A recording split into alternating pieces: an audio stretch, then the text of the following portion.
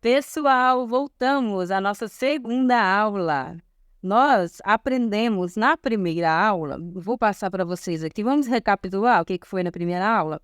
Aqui nós definimos a frase. Primeiro eu expliquei que a nossa frase a gente precisa dividir elas em blocos, tá? Todas as palavras, na verdade. Nós vamos colocar dentro dos bloquinhos para a gente definir o tamanho delas, para eu ter uma noção do tamanho dessas palavras. Depois, eu vim fazendo as miniaturas de grids, tá? Vou falar o que é grid.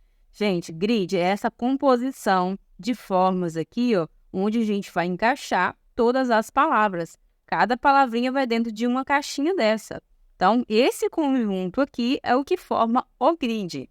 Vai dar o desenho todo da nossa arte, tá bom? Então, essa foi a nossa primeira aula. Expliquei para vocês um pouquinho da questão de você dividir, tá? Todas essas formas aqui, ó, você pode dividir para você conseguir deixar a sua letra retinha, ó.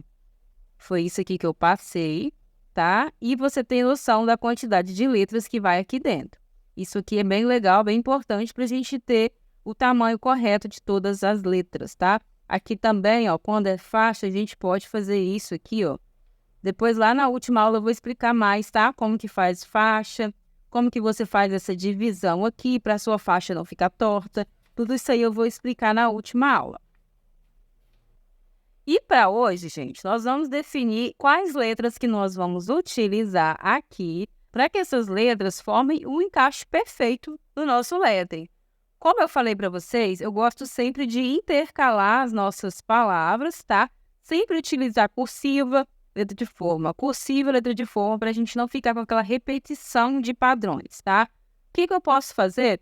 Utilizar tudo, letra cursiva, ou utilizar tudo, letras de forma, mesclando algumas cores, ou colocando sombras para variar um pouco. A gente pode, sim, utilizar todas as palavras numa única frase também, não tem problema. Mas quando você vai fazer mais de um tipo de letra no seu lettering, é importante você intercalar para a gente ter esse equilíbrio. E falando em equilíbrio, vocês percebem que aqui nós temos um equilíbrio também, o formato que a gente vai utilizar nessas palavras. Eu tenho um formato côncavo aqui e tenho aqui também. Eu tenho um formato reto e aqui também. E no meio eu tenho essa faixa para equilibrar o nosso lettering. É obrigatório que seja assim? Não, não é obrigatório. Desde que você veja esteticamente esse equilíbrio entre as palavras, para a gente ter esse peso aí por igual, tanto em cima quanto embaixo do lettering. Depois eu posso trazer outros exemplos aí de equilíbrio de lettering para vocês verem. Não precisa ser um grid assim totalmente certinho, tá bom? Agora eu vou mostrar para vocês um caderninho que eu tenho, onde eu seleciono algumas letras que eu gosto bastante. E como eu falo sempre, gente, tem muitos sites aí que vocês podem ter referências de letras diferentes. Claro que a gente não vai copiar o lettering de ninguém, tá? É importante a gente ter isso em mente. Nós vamos escolher algumas letras que podem ser utilizadas na nossa arte. Eu vou trazer aqui agora, ó. Tem esse caderninho meu aqui, ó. É um caderno de estudo que eu uso mesmo para fazer os meus letterings, para fazer, ó, para estudar. Eu uso esse caderninho aqui. E aí eu anotei algumas letras que eu gosto. A letra A, essa aqui é uma letra comum. Essa letra S é muito bonita para a gente fazer uma composição. Acredito que a gente pode até usar ela no nosso lettering de hoje. Vou ver se dá para a gente utilizar ela. Olha esse A e esse H. Os dois juntos, como ficou bonito esse conjunto aqui, ó, essa junção aqui, ó. Ficou bem legal, por isso que eu fiz ela aqui.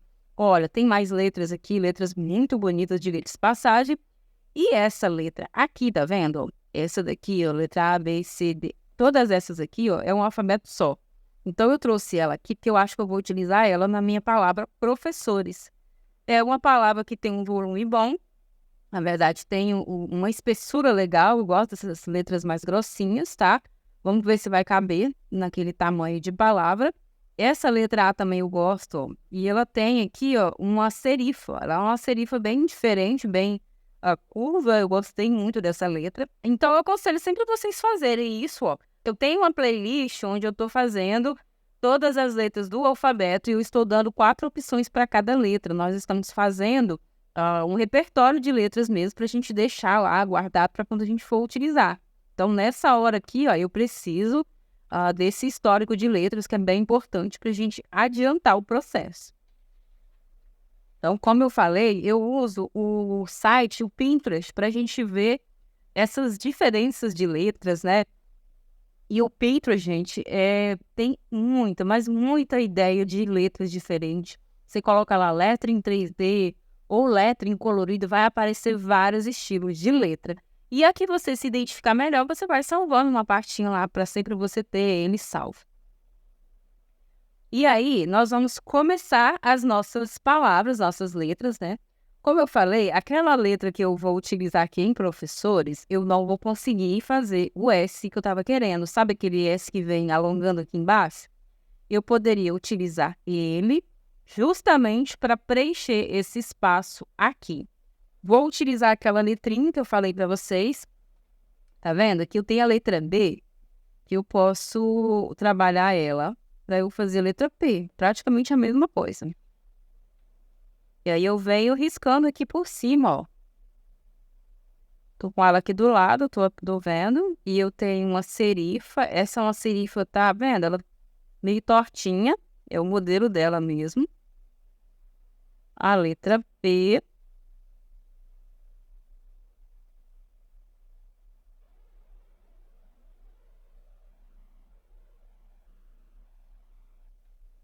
Letra R, que é bem parecida também.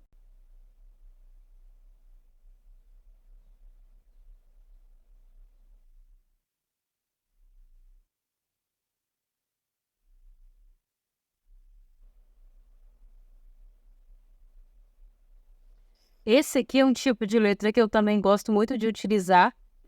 As letras com serifa, elas sempre vão dar um destaque melhor no seu lettering.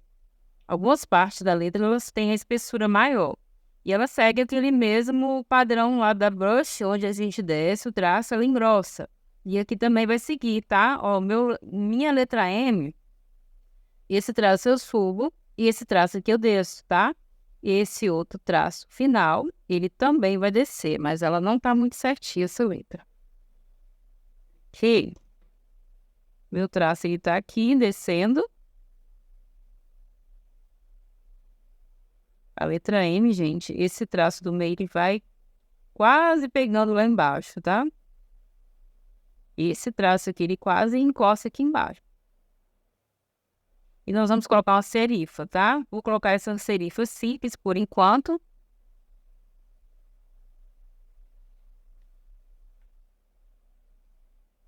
Eu precisei dar um espaço maior, porque ela é um pouquinho mais grossa, essa letra.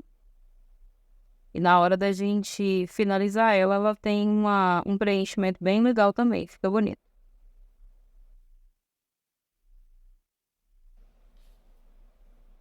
Essa letra aqui, eu vou utilizar uma letra cursiva normal mesmo, a brush, né? Que eu gosto de usar essa letra. E na hora de finalizar ela, eu vou fazer um sombreamento para destacar. Na primeira aula, vocês lembram, eu falei que tem algumas palavras que precisam ser destacadas. As palavras que fazem sentido para a frase. E aqui a gente tem professores melhores e inspiram, são as 3 palavras que a gente vai dar um destaque.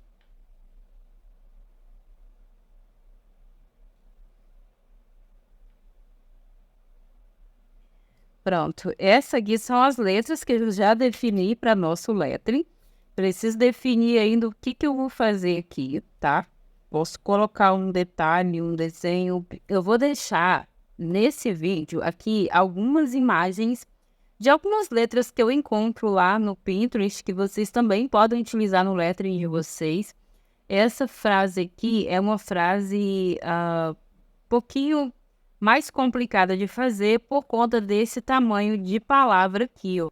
Quando as palavras são muito grandes, gente, é realmente mais difícil a gente encontrar uma composição que realmente se encaixe no lettering por completo.